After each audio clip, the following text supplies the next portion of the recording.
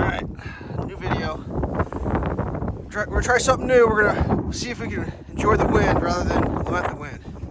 So what we're doing today is we're bending corners. I think I've done a video like this in the past. These are 20-foot sticks. We cut it up in 4-foot sections, and now we're putting 2-foot bends in. So let's go ahead and I'm gonna run the machine one-handed while Boss Man expertly installs them in the bender. This is gonna be kind of weird. I'm trying to videotape it while I'm doing it. Grr, grr, grr, grr.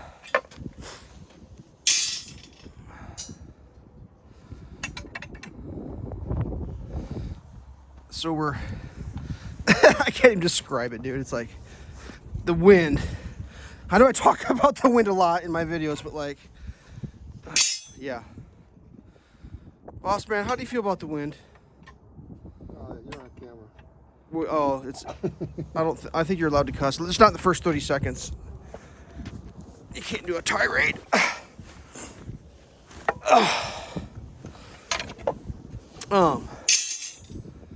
Yeah. It's just the wind, man. It's just. It never stops blowing, and like the foam is just blowing around. We're trying to put the second story on. It's like the wind is just insane. So we're trying to find things. I'll get it. Well, I was gonna film some of this in here. So last week was blizzard conditions, but it rained instead of blizzarding. So the wind was howling up here. We couldn't come up, and it rained. I didn't have to shovel rain, but after the rain froze, our concrete guy left us this beautiful low spot here where all the water puddled. Well, that's convenient, I guess, for chipping ice up. Still got a little bit to get up there. So this is all, you can ice skate in here. This is a pond. It's still frozen right there. So we've been up here, we put the turnbuckles on the braces, and it's just whatever. We're trying to figure out if we can stack foam. I'll go up here and show you what we got going on. I mean, we did get some of it glued down, but what'd you want? What'd you want to do? Bend those two? Sorry, I forgot. We got a scrap here. We're gonna bend a little bigger one for the section of rebar by the French doors in the front. It does get concrete above, so we're just gonna put a giant ass piece of going around the corner there. Well, actually, let me think about this. Do you want to do that in a solid piece? Do you want to do that in steel, or that's gonna be 5/8, or what's that gonna be? What's that? We're talking about above the French doors, right? The front door? Yeah. That'll be 5/8. So do you want to make that out of corner, just go around the corner, then 5/8 across the whole thing? That might be a better idea. So let's just not bend that. We don't need that then. We're gonna make a corner. We haven't made a corner yet. We got the corners for the 5. I'm saying when you do the 5/8, let's bend the 5/8 in a corner and come across from the corner, because the corner is right there, Oh, okay. I think it'll tie better than doing this and having this end halfway over the door. You know what I mean? All right. You get better use out of your structural. Anyways, I'm gonna go up here and film some of this up here. We won't do the Yeah, I mean, we can if we need it, but I just thought about that. You get a stronger corner if we do that in a one piece that spans the whole French door in 5/8 and then makes the corner to tie in. Anywho, so we're trying to find things we could do in gale force winds. So Boss Man said, let's put the bucks in. Like, okay, we're putting the bucks in first because that's all we can do. So this is the end of the pour. Now normally, you got the screws in down there, and this gets screws. These green treated AC2 resistant screws will go in. That'll bind this into the concrete, and then the foam will get. So that's the end of the wall, the pour there. This is all foamed in or glued. Well, this to the corner is glued, I guess.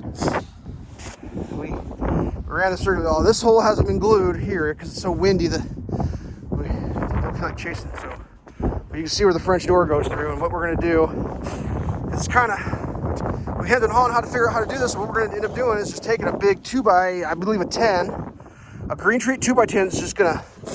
The concrete's gonna go in. We're gonna take a 2x. This is 6. We're gonna put them screws to hold, and then we're gonna put it like that. We're gonna try to. It'll go all the way up to here. 2x10 is a 6.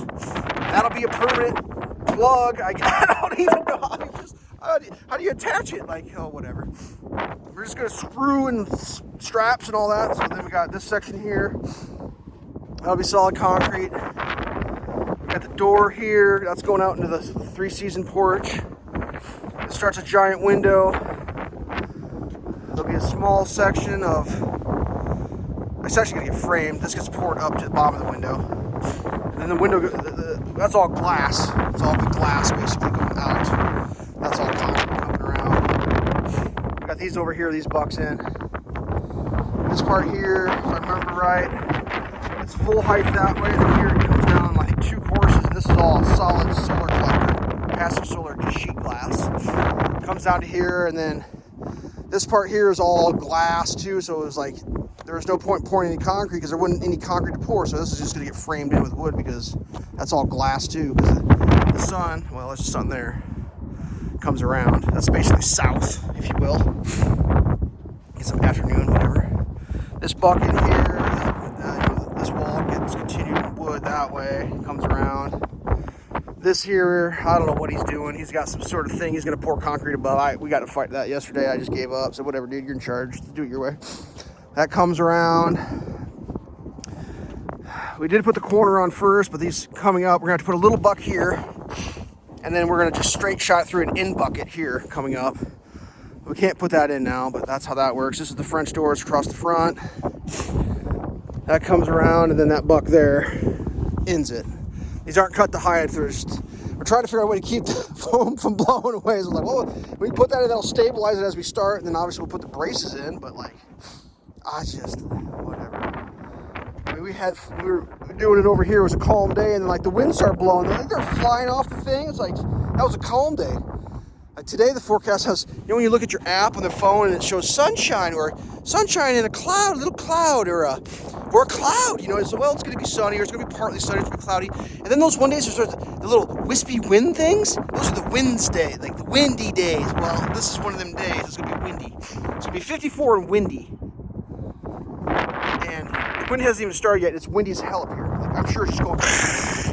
I went back and watched some of my videos. They're all just have like wind static sound, like the worst wind mic. So yeah, whatever. I feel like I'm ranting about the wind, but it's just like it's getting to the point where it's like, dude, seriously, honestly, I think he's gonna put a windmill in. Like we've been talking about it. One of them vertical spinning windmills, like the house would generate money. Like he would get checks in the mail from the electric company if you put a windmill in. I think he's gonna do it. I swear to God, he's gonna do it.